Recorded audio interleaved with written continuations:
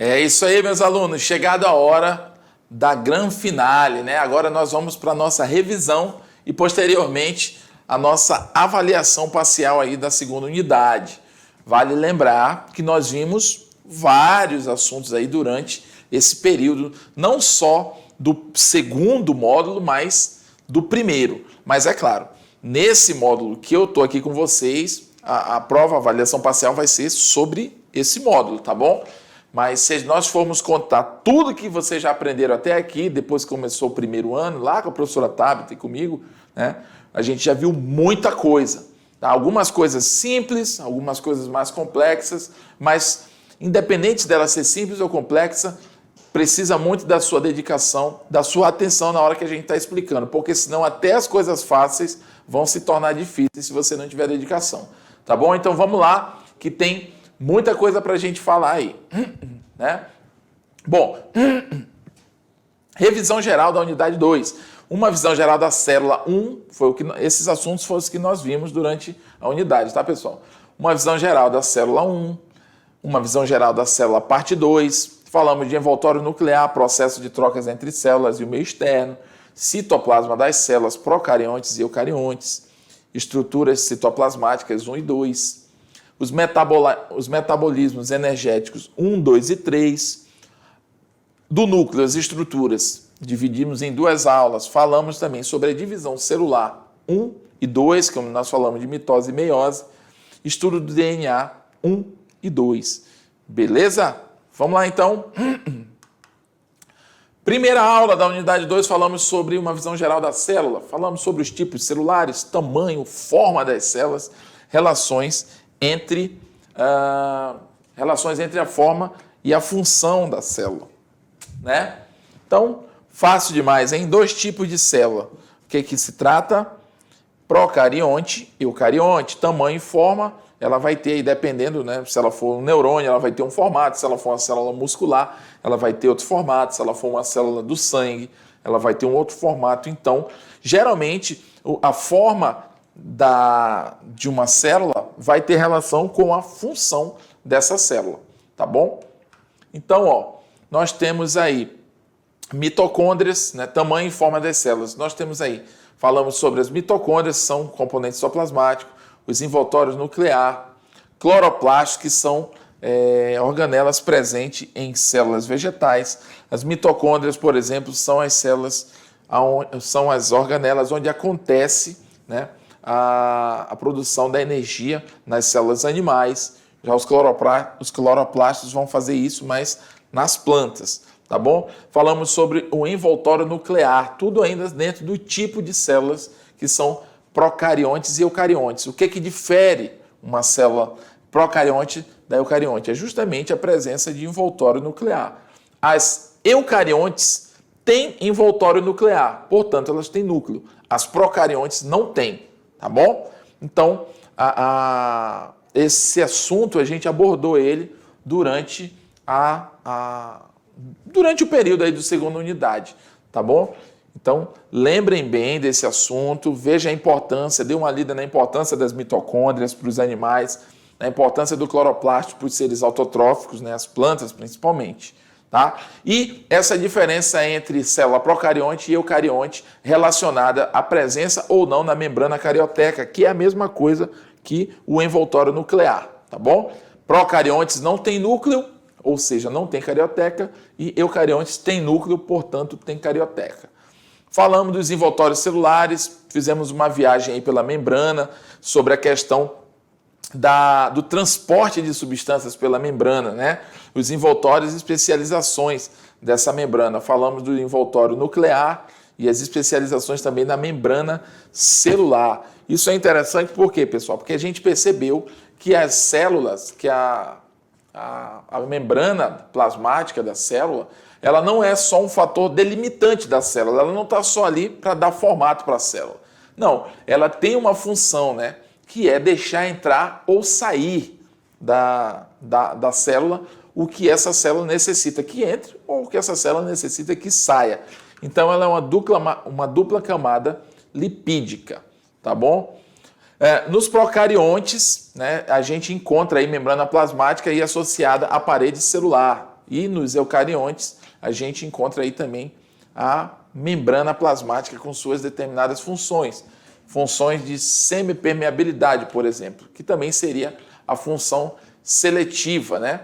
Ó, função de semipermeabilidade, que é a mesma coisa de função seletiva, tá? É uma bicamada lipídica, portanto, ela é uma bicamada de gordura.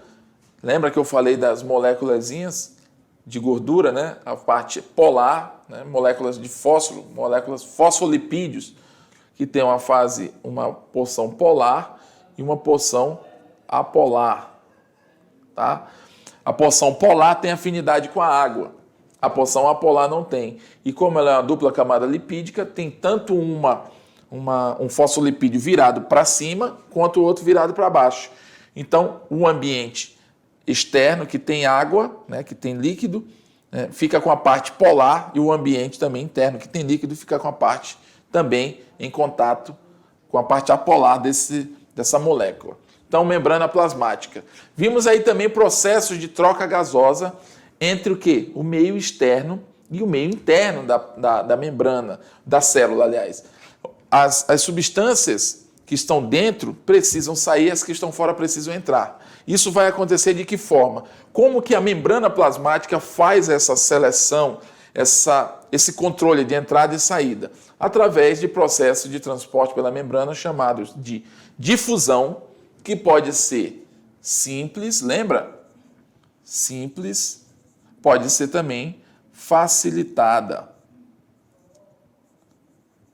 Tá? Pode ser também facilitada. A osmose, que trata da entrada e da saída de água, né, na célula. O transporte ativo, que vai fazer com que as moléculas entrem ou saiam da célula contra um gradiente, ou seja, uma molécula menor, ela vai em direção a um gradiente maior de concentração. Então, ela vai precisar de um certo esforço para ela conseguir nadar contra a correnteza, digamos assim. Então, isso é um transporte ativo. É quando uma substância precisa migrar de um ambiente de um menor gradiente para um ambiente de maior gradiente. Então, isso exige força. Então, esse transporte ativo vai causar o quê? Gasto de ATP, adenosina trifosfato. E temos também a endocitose e a exocitose, que são transportes aí pela membrana de moléculas maiores, digamos assim, de macromoléculas. Então, nós temos aí tipo de endocitose, fagocitose e pinocitose. E a exocitose com a plasmocitose, que é o processo de saída dessa molécula de dentro da célula. Quando a célula vai colocar essa partícula para dentro, ela vai fazer o quê? Pinocitose ou fagocitose. Quando ela vai colocar para fora, ela vai fazer a exocitose através da plasmocitose, né? Então, nós temos aí, como eu falei, em difusão, né? Pode ser simples ou facilitada. Temos a endocitose, que pode ser, né? A endocitose, ela pode ser fagocitose, né? E pinocitose. Aqui está meio equivocado essa parte aqui. E a exocitose é feita através da plasmocitose. A osmose, como eu falei, é água, tá bom? Aqui eu estou repetindo o que eu acabei de falar, é o transporte ativo, gasto de energia. No citoplasma, nós temos aí o citoplasma das células procariontes e eucariontes. Foi a aula 23, a organização geral desse citoplasma, ou seja, falamos da membrana, agora nós estamos aqui no citoplasma. Esse citoplasma ele tem várias organelas presentes nele, não é isso? Então, isso foi tudo estudado pela gente. Falamos sobre a função dos ribossomos, que é a produção de proteínas, e eles estão ali atrelados ao retículo endoplasmático, tá bom? Rugoso, no caso, que é o granuloso. Peroxissomos tem a ver aí com a questão da desintoxicação celular, né? Como nós vimos aqui, ó, o citoplasma é um fluido homogêneo formado por proteínas, sais minerais, açúcares e água. Tá? As estruturas citoplasmáticas são várias. Aí a gente viu essa que eu acabei de falar nessa aula, que é a 23, a gente viu ribossomos e peroxissomos, tá bom? E os ribossomos, proteína, peroxissomos, desintoxicação celular. Aula 24, estruturas citoplasmáticas, né? Continuando assim, digamos. Falamos sobre os lisossomos, vacúolos, retículo endoplasmático. Lembrando que o retículo endoplasmático a gente tem ele, o rugoso, que é o granuloso também, né? Ou granular, e o liso, né? Retículo endoplasmático liso e rugoso, né? O liso, ele é ali uma espécie de sintetizador de lipídios, o rugoso, sintetizador de proteína. Os vacúolos cuidam do armazenamento de quê? De substâncias líquidas nas células vegetais, causando assim uma regulagem, promovendo uma regulagem osmótica. E os lisossomos de digestão celular. Ainda nas estruturas citoplasmáticas, a gente viu o aparelho de Golgi, ou complexo de Golgi, cloroplastos que são presentes nas células de plantas, nas células vegetais, e as mitocôndrias que são presentes também nas células animais. No metabolismo energético, essas células são muito importantes. Por quê? Porque elas cuidam da produção de energia, elas que providenciam, elas estão ligadas diretamente à produção de energia, tanto nas plantas, quanto, né, no caso, o cloroplasto nas plantas e as mitocôndrias nos animais. E o complexo golgiense, né, o complexo de Golgi, ele serve aí como uma espécie de empacotador das substâncias produzidas dentro da célula que precisam ser liberadas da célula para suas devidas respectivas funções metabólicas no organismo. Então, o complexo de Golgi é um componente citoplasmático aí que cuida aí de uma espécie de distribuição de substâncias celulares, né? Empacotamento de substâncias, cloroplastos realiza aí, é importante porque é nele onde são realizadas a fotossíntese, que são processos de obtenção de energia das plantas que acabam gerando oxigênio. Mitocôndrias é formação de energia na forma de quê? De ATP, para a gente conseguir sobreviver. Metabolismo energético das células, respiração celular aeróbica e anaeróbica. Falamos sobre a respiração aeróbica que utiliza quem? O oxigênio. Lembra? Oxigênio. A respiração anaeróbica não utiliza oxigênio. E fermentação. Então, o que a gente viu nisso? Respiração celular pode ser aeróbica ou anaeróbica. Uma utiliza oxigênio, outra não utiliza esse oxigênio.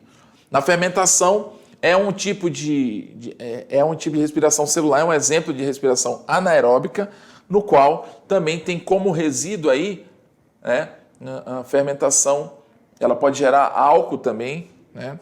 Ela vai ter como resíduo aí CO2 e ATP. E nós temos essas formas de fermentação, né? Aquelas que podem gerar álcool, ácido lático, e a fermentação acética também foi as fermentações que a gente viu.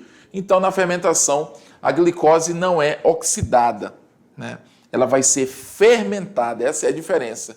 Os seres que usam o oxigênio, eles oxidam a glicose. Os seres que não utilizam, portanto, são anaeróbios, eles fermentam a glicose, né? E é um processo menos eficiente, mas é um processo que alguns seres vivos aí, fermentadores, conseguem fazer para sobreviver.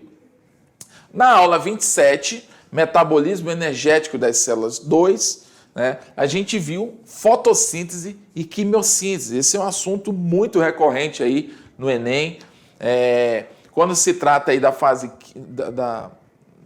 da questão química da fotossíntese, né, as perguntas do Enem podem ser muito específicas, e nas questões assim mais universais da fotossíntese, ela pode vir misturada aí nos assuntos de ecologia, tá? Então, o que é a fotossíntese e a quimiossíntese? A fotossíntese, deixa eu ir para frente aqui.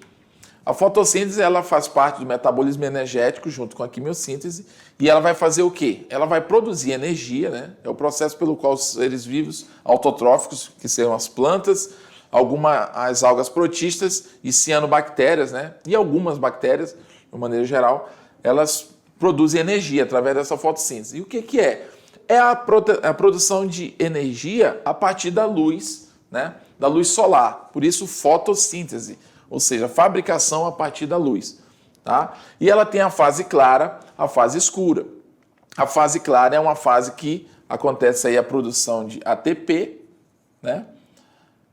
E na de pH, ou seja, energia química para ser usada na fase escura. A fase escura acontece somente no escuro? Não, ela é chamada assim porque ela não precisa de luz para acontecer. E é a fase onde vai ser produzido o quê? A glicose, C6H12O6, tá bom? E outras moléculas aí também vão ser produtos da fotossíntese, né? Como água e oxigênio, que é justamente esse oxigênio que a gente precisa para sobreviver. Na fase clara, a gente também vai ter a fotólise, né?